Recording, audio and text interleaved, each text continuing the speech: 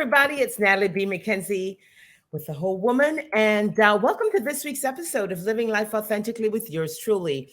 Uh, okay, so I woke up this morning and, Monday, getting ready for the week. Why are we starting out our week with another shooting? I just have that question. I want to put it out there. I hope our lawmakers are having this thought. And this is starting to become just a little too normal, a little too regular. But some bank employee's husband got up this morning, somebody's daughter, somebody's wife, and went to work, to the bank. Boring. 9 to 3. Remember banker's hours?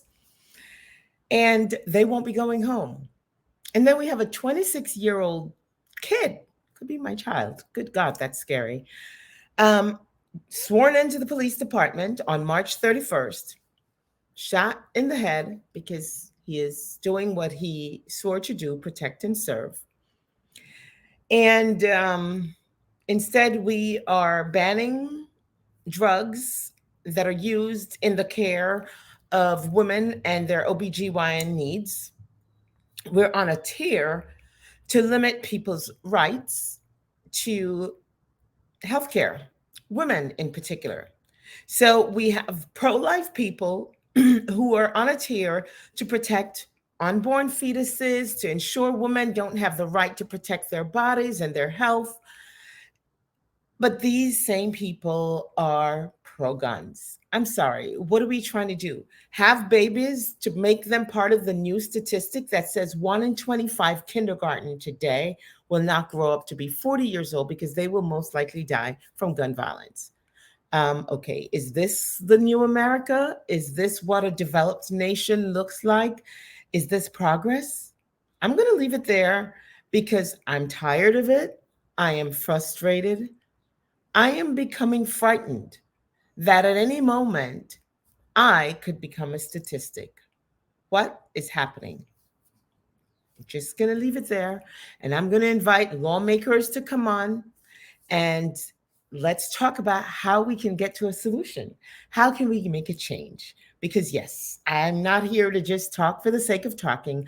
I would like to invite those who would like to have something done differently to take a stand, to get engaged, get involved, and get out there and do something about it. Okay? Okay, Tennessee, you do not get a gold star because you reinstated one of the 2 young black men that you expelled last week. No, you don't. I just say, oh, great, you're reading the headlines and realized you made a bad move.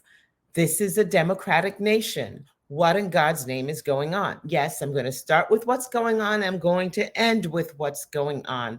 But this does not look like a democracy to me.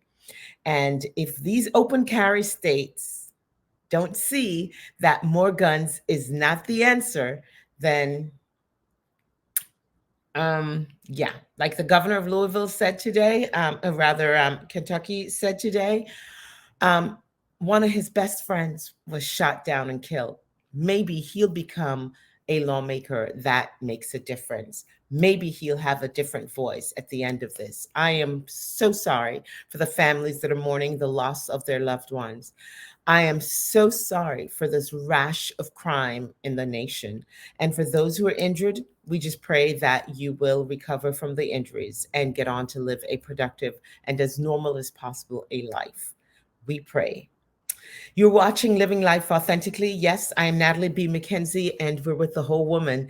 Today, however, we're going to talk with someone who's got a little more light and happiness to bring to the table. He documents amazing events that are happening around us of great people. He's known as photographer to the stars. He's proven himself as one of Hollywood's best kept secrets. And with over 40 years of documenting key moments and tastemakers in hip hop, he has a portfolio that exceeds many of his predecessors. He was born to a musical family. And how about he's not just an amazing photographer, but he was also a musician, still is a musician, and had his own music group called the Seduction Band. Help me welcome today's guest, ladies and gentlemen, so he can tell us a little bit more about himself, none other than Mr. Ronnie Wright. Oh, thank you. Thank you. Hey, everybody. I'm so privileged and proud to be here today. Thank you. Ronnie, what a pleasure. I've heard about you for years, and I have to tell you, our executive producer, Deidre Tate, raves about you. And one day I'll be lucky enough to sit on the other side of your lens. Welcome to Living Life Authentically, and we're delighted to have you. How are you doing today? I'm good. Thank you. I'm blessed. I'm just glad God let me be another day. Thank you. Awesome. Ronnie, tell me a little bit about this man that would grow up to document such amazing stories, such famous people for 40 years. You don't even look like you're 40, so we're going to back up on that. But tell us a It's a little little bit more than about 40, but I'm yourself. just gonna let it be at that. It's a Um, little more. well, I grew up in Harlem. I'm born and bred in Harlem, and I I just everybody was fascinated with music back in the late '60s and stuff like that. The Temptations. I listened to the Beatles. I listened to everybody. So that's where my influences came from. And my father, he was kind of like a vaudeville tap dance and stuff. He was friends with Sammy Davis Jr.'s fathers and a couple other Oh, people. My mother, she was a gifted pianist, and she played the harp and piano, and I think she played every instrument. She was the prince of that wait a day. minute. You said your mom played the harp, and I'm assuming your mom is a Black woman, Yes, she is. and she played the harp. Yes. Now She that used to We used to go to our aunt's house and they had a harp, and my mother got on there one day and played. She never told us she could do this. And she started playing. I was like, what? And then we found out she could play the piano. And here we are, four younger siblings. We can't do nothing. I mean, we could sing. We sing together as well. And my mother was like an angel. I was like, what is this? Tell Yeah. us a little bit about the family dynamics where you have this angelic mom that plays the harp and multiple instruments that you didn't even know about, the tap dancing dad who's friends with Sammy Davis Jr.'s dad. Tell us a little bit about growing up in this family and in Harlem at this time. Okay, wait. Let me give you this. Now, we grew up in Sugar Hill on 151st Street between Broadway and Amsterdam. And my grandmother lived right across the street. Now, listen, she was a manicurist on 135th Street, right across from the Y back in the day. And her clients were like Dinah Washington and the Mills Brothers, Pearl Bailey, and all of them. So my mother and father used to have card games in our apartment on Friday night and Saturday nights. Mhm. And the people that used to come to the house that my father and my mother were friends with was like Red Fox, Slappy White, Oh, Nipsey geez, just Russell, name drop. Why don't you? Miles Mabley. If I had a camera then, I would be so up there right now. But I was like, you know how they used to we had a big apartment. We had like 4 bedrooms, and it was like a long hallway down to the living room. We used to peek out. My mom was like, y'all stay in the room, watch TV, and blah, blah, blah. So we would hear them talking and stuff like that. And I mean, like, we knew who they were. We were young. But like I said, if I had a camera then, girl, That's it exciting. would have been more to me than this. Tell me about the siblings because you mentioned having a few siblings there. Well, And it's six of us. I'm sorry, I didn't mean to cut you off. It's six of us. Um, 4 boys and 2 girls. Mhm. I was in the middle. I was the third child, and my older brother and sister, they had moved on and got married and stuff like that. So it was like four of us coming up, and we had a good time. We did what kids did, you know. Wow, that sounds exciting. Hey, Miss Ellie, thank you for watching. Welcome back. We haven't seen you in a while. I know you were traveling all around to Greece, Miss Ellie. Welcome back. So, Ronnie, tell me more because now that you find out your mom is musical and you kids are all singing along, tell me about some of the trouble you got into and Sugar Hill, Harlem back in the day. Wow. I became interested in singing. I studied the stylistics, temptation, and stuff like that. So I had that falsetto in me. So that was my gift, and I ran with my gift. And during the time we was growing up on 151st Street, I had a little group. Man, it was like five of us, and we would do. That's during the days of the Jackson Five, the early "I Want You Back" and stuff like that. So we would mimic them, and we went on, and we even went to the Apollo and one amateur night, Oh, look at and you. like I think in 1970, and it was just beautiful being around that time because like living in Sugar Hill was just like, wow, this is it. I didn't know about Brooklyn and the Bronx and stuff. I just thought it was like where we lived, that was it, you know. It's the center of the Unless world. we went to Coney Island or Palisades or something, and I didn't know it was nothing beyond that. Okay, so you're into music, you're singing with your siblings, singing with your group, you're imitating Jackson 5. What else were you getting into? Were you involved in any other extracurricular activities? And what type of student were you? Um, I played sports. I played for the Henry Hudson Little League from age 9 through 11, and I played basketball. I'm from like the battlegrounds up there, and right across the street was our park called the Battlegrounds, and I learned how to play ball there. And I thought I was like the little Magic Johnson or something like that. But living uptown just gave me the incentive. I can do more. I can go on and continue to be somebody. And I've always had that incentive to do it. Fabulous. So here you are living in Harlem. Um, until you were about 9 or 11 years old, you're playing sports, you're singing your heart out. It's the center of the world. You've got Diana um, Washington and all these amazing stars in and out your mom's and dad's place. Tell me about going off to high school and what you were like in high school, and where were you living at that time when you went off to high school? Okay. Well, my junior high school, I went to up to seventh grade at Stitt Junior High School up in Harlem. And my mother said that we was going to move. We had went down south every summer for the vacation and stuff like that. So she said we gonna move down to South Carolina. I was like, what? I mean, I like going down there every summer, but when she said we was moving, I was like, oh Lord, that's it. But it was a good time that she made that move because the drug population was so big. Like I used to go to PS 186, which was on 145th Street. And on my way to school, we would just see junkies all over the place. And it was just like, sometimes me and my sister was scared to go to school, Oh, because we would wow. bump into them. Until one day, this little guy named Pee Wee, he hit me up and took my little lunch money. I had about $1.50 or something. He took it, and I was so mad. I didn't know whether to beat him up right then or just keep walking. So I gave it to him. And that kind of like shattered my dream. But the next time I saw him, he went for it. I went for him. Oh. We was like the same size. I whooped his ass. Oh, excuse me. I whooped his ass. But I was like, you ain't going to take my money, man, because I enjoyed what I did. That's when we was buying the little milk and cookies and stuff like that. But, like just growing up in Harlem was just a beautiful thing.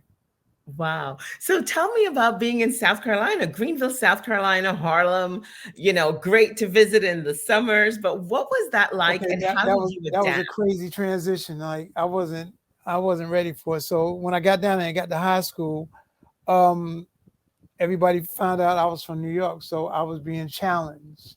So I had the countryest dudes in the world. They wanted to challenge me because they wanted to see what this city boy knew. But I've always knew how to fight and take care of myself and stuff like that. So when I got down there, I had to prove myself. So I had to fight. They would bring these guys from like it's a place in Greenville, well in South Carolina called Panama Mountain, and they would bring these dudes down to fight me, Huh? and I got beat one time by this guy named Bruce Jenkins. After that, the rest was history, baby. Nobody messed with me no more.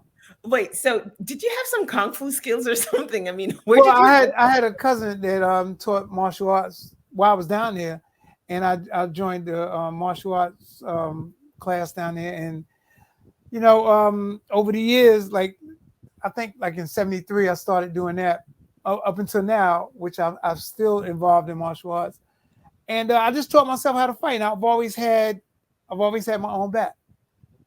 So, how many years did you spend in South Carolina? Did you finish high school there? Yeah, I stayed until I finished. I finished in '77, and after I graduated I went to Carolina High School for 3 years, and I graduated from another high school, which was Southside High School. And after that, I had an older sister in New York, and she was like, "Well, when you finish, why don't you come on up here? Ask Daddy, is it cool for you to come up here, and we all go to Manhattan Community College together." I Oh, was like, wow. "Okay." So I applied for Manhattan Community College, got accepted. When I came to New York to stay with my sister in 1978, she and I and my niece, we all went to BMCC together. Oh, that's awesome. So tell me what did you study then? What were your interests? I Because studied anthropology and my minor was music. And I meant to do it the other way around. But the reason I got into anthropology, I think I saw this girl that I liked and she was in that class. And I was like, I'm going there. So I went there. And, I kind of dug it. Anthropology was something else, man. And I had this weird teacher. She was like a hippie. But yeah, I stuck it out. I didn't finish Manhattan Community College. I stayed for a year and a half. Then I got involved in music. I had mm, a young lady in my class, Denise Smith, and she had a group called Seduction Band, and she was the drummer. So she knew I was a singer for some reason. I must have had a singing course in there too. And she said, "Come on, join the band." So we all got together, and she introduced me to the band, and we started rehearsing in my basement, which was on where I live with my sister, and we practiced, and we started getting little gigs around town. And eventually, we did a couple of gigs, and Denise eventually dropped out and left me in charge of the group.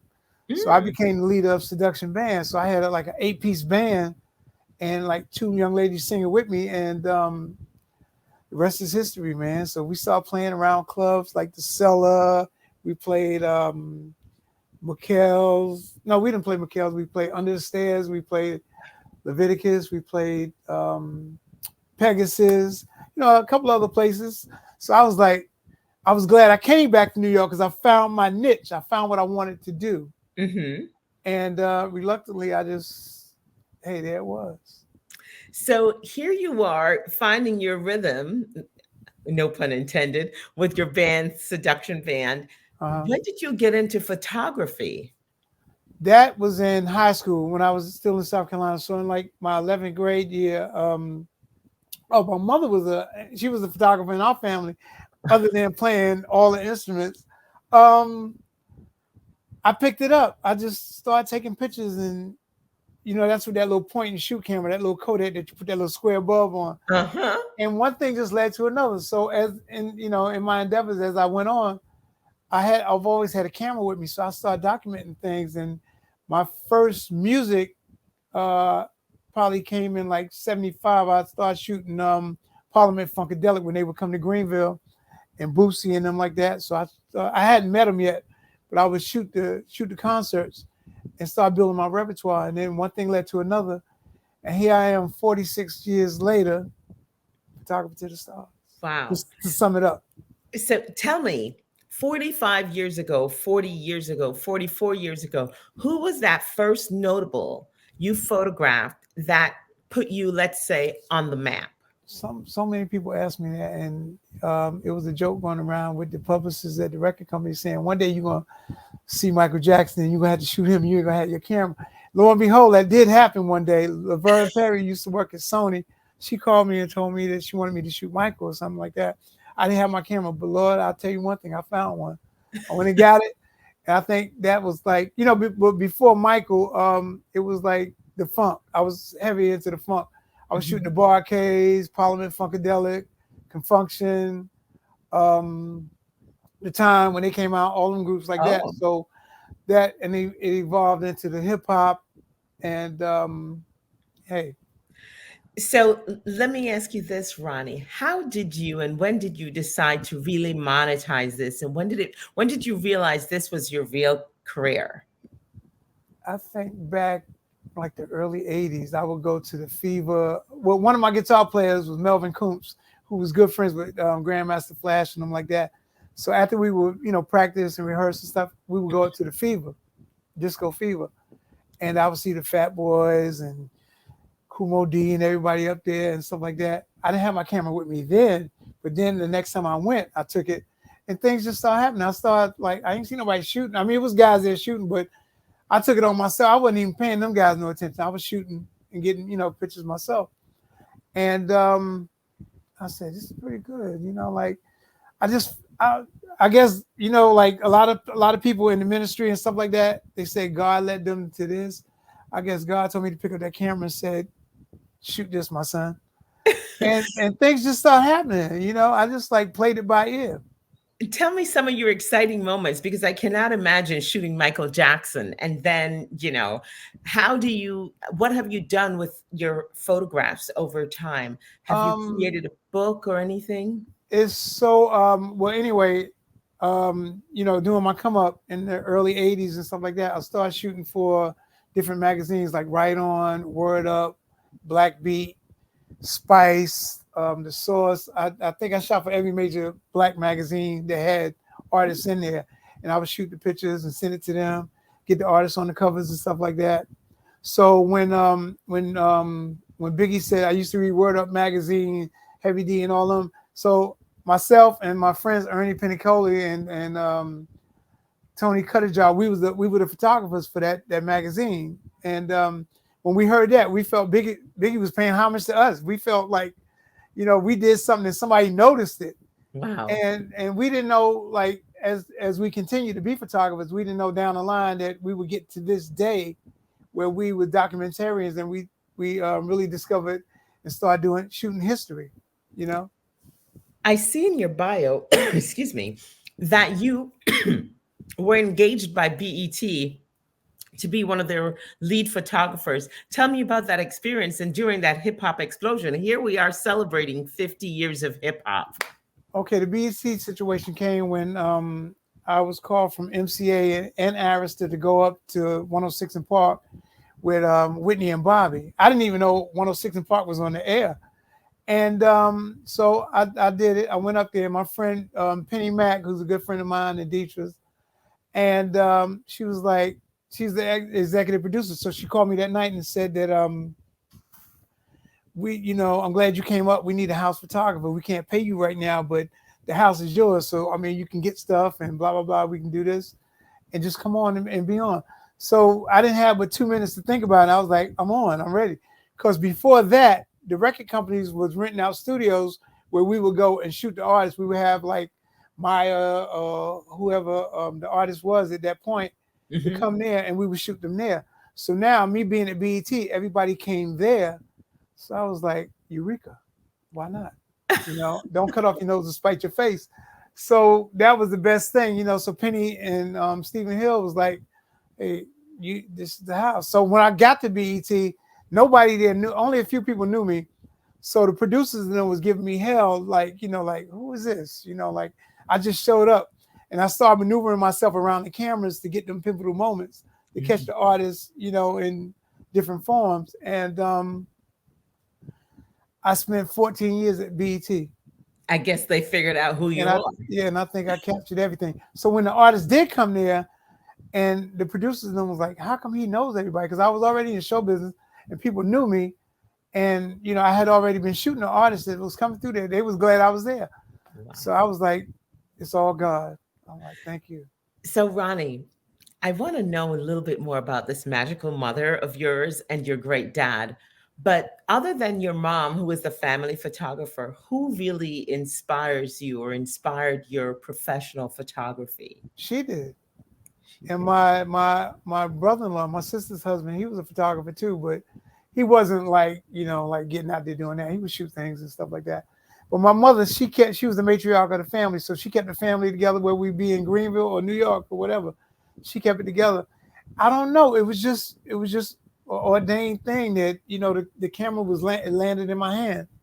Wow. And you point and shoot and you document it. Yep. But it was funny because I stuck with it. It was something that I took on, besides singing and stuff like that. I just took Mhm. on that entity and did it. And oh my God, it was just phenomenal. Tell me And I about, thought that was my niche and my calling.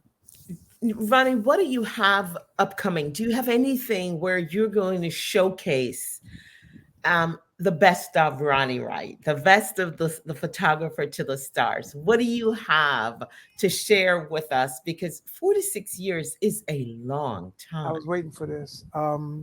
Well, we're in the 50th anniversary of hip hop. So what I'm doing now, um, I'm showing my perspective of my hip hop photography.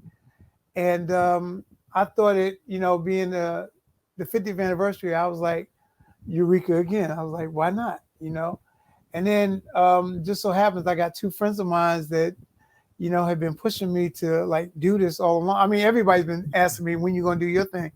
So my good friend Kevin Logan, who worked with me up at 106 and Park, he's always been my backbone, pushing me like, Ronnie, you got to do this. So he helped me up with a friend of his, Steve Thompson, and we all had a big meeting and got together and said, well, let's do this 50th anniversary hip hop from your perspective. So I was like, cool, let's do it.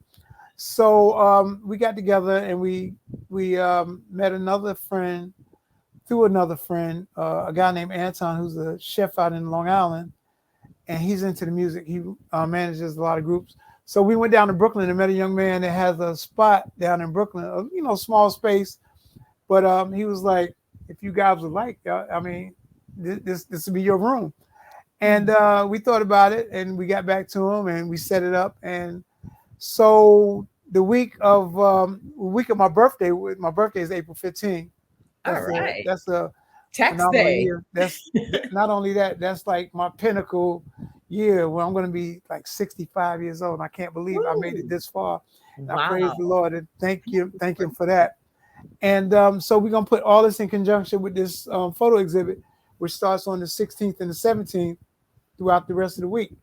And it's going to be my perspective on, what makes me different from other photographers that I've got a chance to shoot the pioneers. I got a chance to work with Lena Horne, Cab Calloway, Barry White, Michael Jackson, Prince, and so many other people. And these are magical moments. And it's just the pinnacle of my life right now. So I'm just like, I'm thanking all my friends who signed on and want to come out and see this and support me. And I thank them throughout the years. I also like to thank my family, my wife and my kids for putting up with all the photo shoots I had to go to. And I used to drag my kids to my photo shoots. I even let my youngest daughter, who's now 25, I let her do the honors in shooting, what's his name? Look like Chris Rock. I'm getting a blank. Kevin Hart. No, the younger guy. Well, anyway, she got to shoot him, and I let my kids come on and they did some shooting too. Awesome. So I just want you to know, while you were talking, I put my camera up because I wanted to scan that barcode so I could get the details on that event. Oh yeah.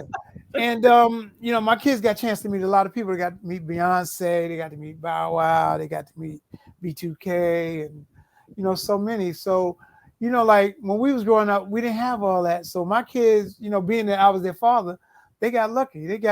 I took a picture backstage at 106 and Park with Angela Bassett and who played Ike Turner? What's his name? Larry Fishburne. Larry said, bring the kids over. He picked up my son and put him on his lap. And Angela had my two daughters in between them. They don't know what that picture meant to me. Oh. For my kids to be in there with them, that was a moment that I was like, thank you, man. Ronnie, wait a minute. We're talking about your kids and we haven't even talked about that part of your life. We've got a few minutes left. That's okay. We've got a few minutes left. We love to hear all about the family. Tell me about your family, getting married, your kids. How many children do you have? Well, I got married in 1993. I have 5 children altogether. I have 3 by my wife. The ages range from 45, 35, 29, 25, and my baby boy will be 22 in May. And they had a illustrious life, like the dad. Sometimes I tell them to Google me to find out who I really am. Ronnie, I love it. They don't even know. You are so humble. You're so understated. And Deidre Tate have talked about you so much. I am so glad I got a chance to meet you a few weeks ago when we celebrated Deidre's birthday. But I'm humbled that you would take the time to sit and chat with us today. Ladies and gentlemen, we've been talking with Ronnie Wright, photographer to the stars. And mark your calendar because April 11th through the 17th. Did I get the dates right? No, April 17th through the 21st. Yeah, I had a dyslexic moment. Yeah. 17th through the 21st at the C&K Art Gallery in Brooklyn, New York. You will see Ronnie's take, and it's called The Right Time. Is that what it is, Ronnie? The Right Yes, it is The Right Time. Awesome. Deidre, can we put that barcode back up on the screen so our viewers can scan and get details on how they can attend? In the meantime, Ronnie, tell us, where can we find you? How do we stay in touch with you? I'm on Instagram at Ronnie Wright one. I'm on Facebook as Ronnie Wright. Now, I'm sure they'll find out who I am there. I'm on TikTok, Ronnie Wright 62. Um, you'll find me. I'm there.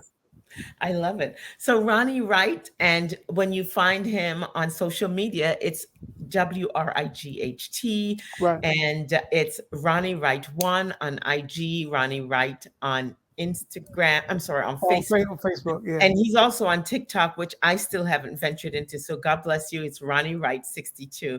Ladies and gentlemen, we have been talking with a photographer to the stars, and it's the right time. Exhibit will be shown April 17th through the 21st.